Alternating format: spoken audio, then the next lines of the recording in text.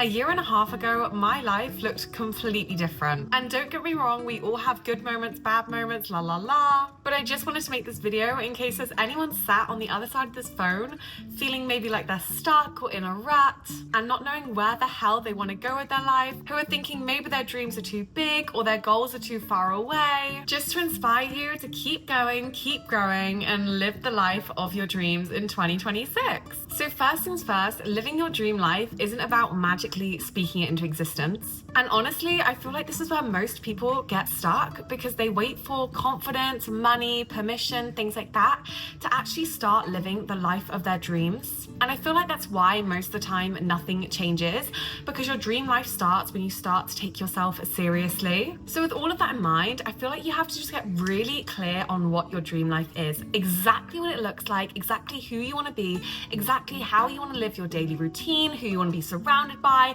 the things that you want to be doing, the experiences that you want to have, and just get so crystal clear on that. And also, while you're doing this, be aware that your dream life could look completely different to someone else's. Like for me, I know I value travel, freedom, creativity, family, time, but for others, maybe it's security, routine, peace, things like that. So you just have to be completely honest with yourself and think, if no one was watching, if society wasn't judging, if people weren't caring, what life would you choose for yourself?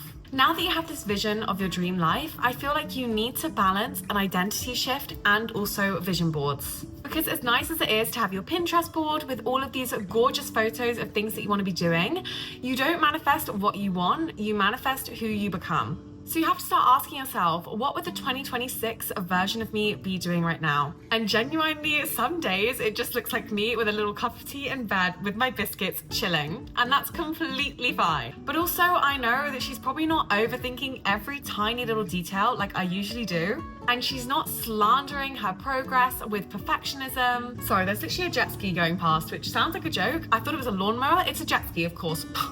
But yes, as I was saying, the person that I want to become next year, she invests in her goals, in her skills, in her health, in her mindset. And just as a personal example, when I started creating content, I don't even know, like a year and a half ago, of course at first it was cringe and I felt so embarrassed, but I just kept envisioning my future self who was literally living her dream life in the Maldives, in Dubai, wherever she was. I'm not sure swimming with sharks was on that list, but yeah, we survived and didn't get eaten. But I knew that she would be creating content even when the views were low. She'd be reaching out to brands even before anyone said yes to work with her. She'd be booking the trips alone, saying yes to opportunities before she even felt ready, and interacting with inspiring people to get more inspired. And this also ties into my next tip as to how you can live your dream life in 2026. And that would be to stop waiting for the perfect conditions. And I know I am a victim of perfectionism over progress, because genuinely I will look at the tiniest details, and even today, like I'm like, oh, my hair is kind of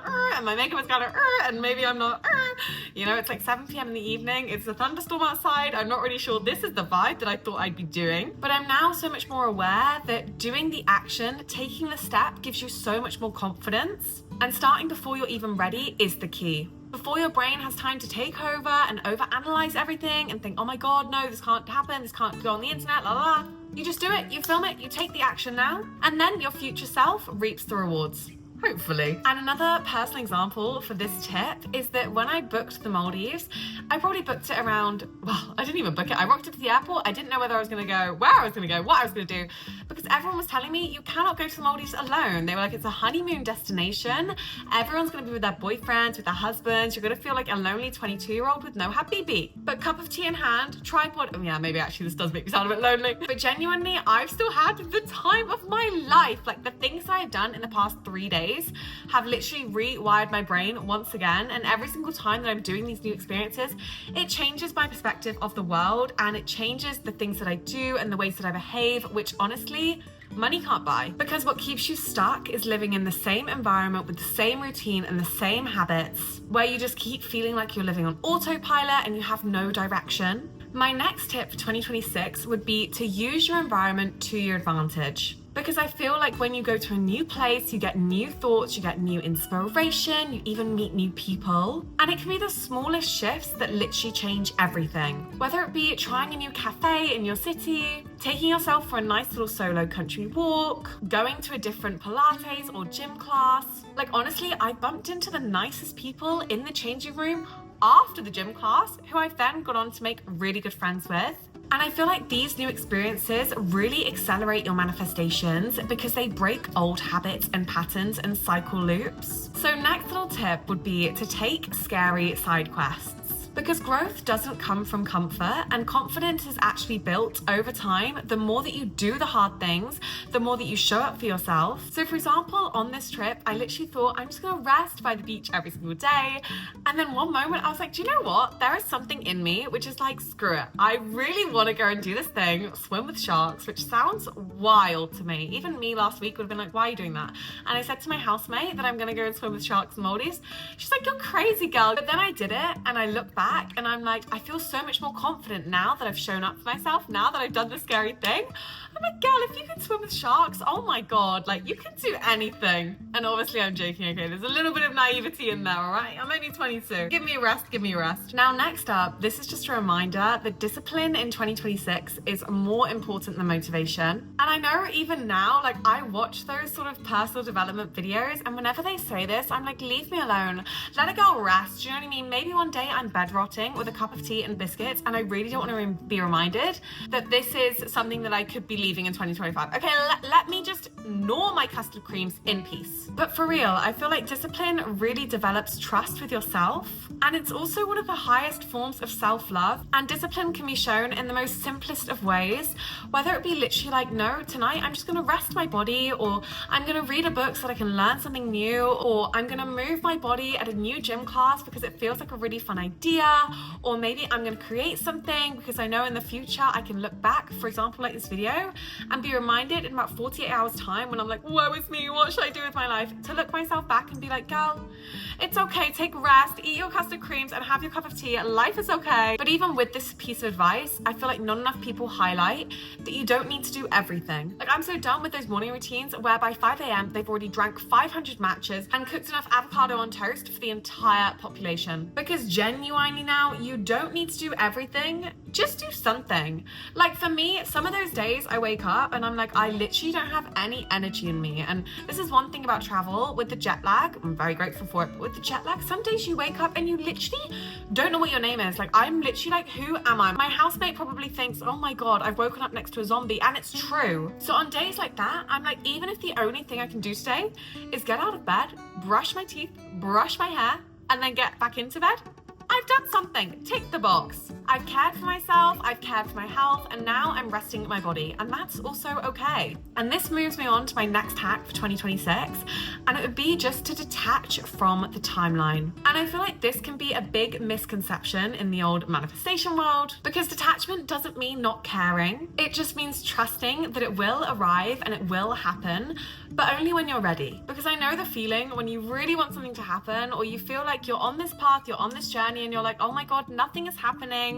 I feel like I'm doing everything that people are telling me, and even me, I watch these videos and I'm like, I'm doing the thing, I'm showing up for myself, I'm posting the content, nothing's working. But then I always just remind myself, everything is happening for your higher self. Maybe the career that you're doing, the thing that you're doing, for example, this social media post, maybe it won't blow up because maybe I'm not ready for it. Maybe I'm not ready to be seen by the millions. Maybe I'm not ready for this. Maybe I'm not ready for a Lamborghini or a Bentley.